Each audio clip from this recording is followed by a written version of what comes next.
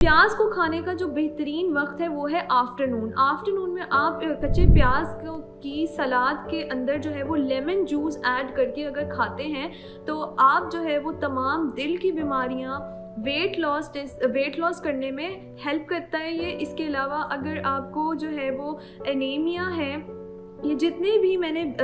जानलेवा बीमारियों का जिक्र किया अपनी वीडियो में, ये उनका ख़ात्मा करता है। और अगर आप 7 से 10 दिन तक प्याज और अदरक का इस्तेमाल करते हैं तो आप जो है वो